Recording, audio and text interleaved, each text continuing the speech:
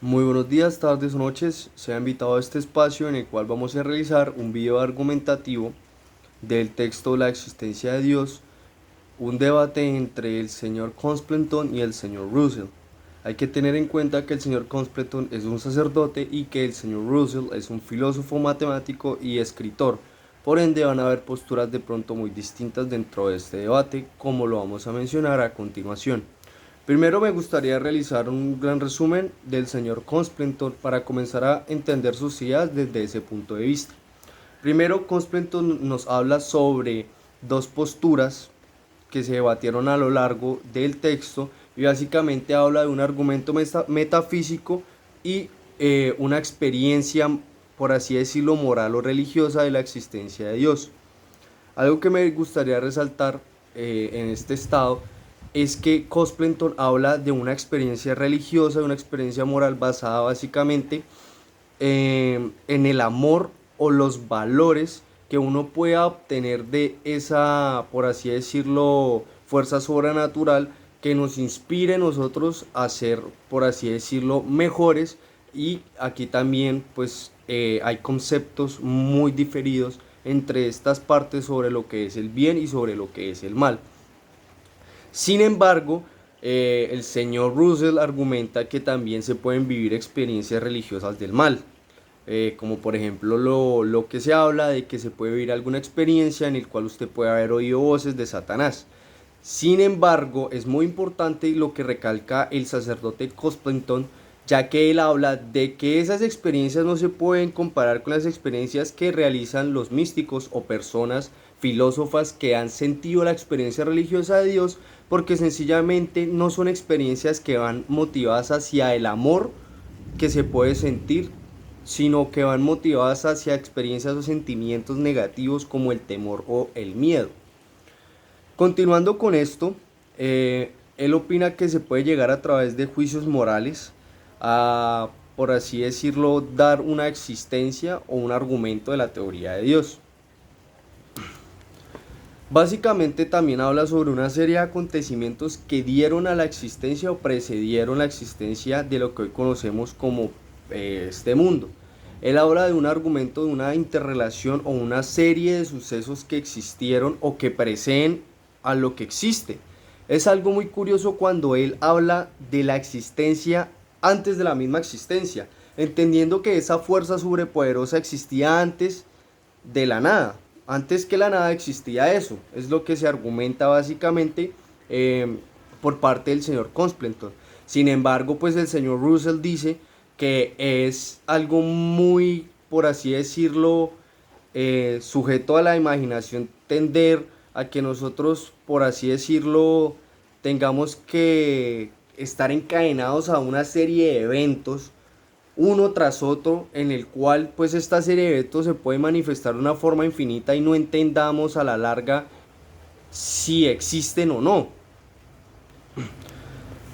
También podemos analizar por parte del señor Russell, en donde habla sobre las consideraciones morales.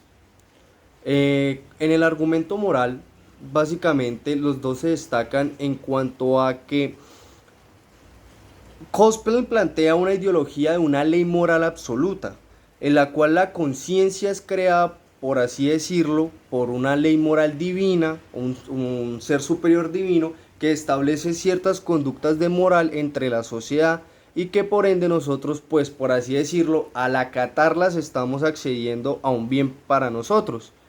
Pues sin embargo Russell dice que estas conductas van más manifestadas a los sentimientos y pues que pueden ser influenciadas a través de qué puede entender el hombre por mal o bueno. Me encanta la parte en donde él manifiesta que no se tiene que entender desde la misma causa, sino que tenemos que entender las acciones hacia sus efectos. Las acciones se pueden considerar buenas o malas si entendemos qué efectos preceden a ellas. Por ejemplo, si yo pienso que esta acción va a ser buena o mala, ya estoy realizando un análisis de los efectos que puede realizar esta acción.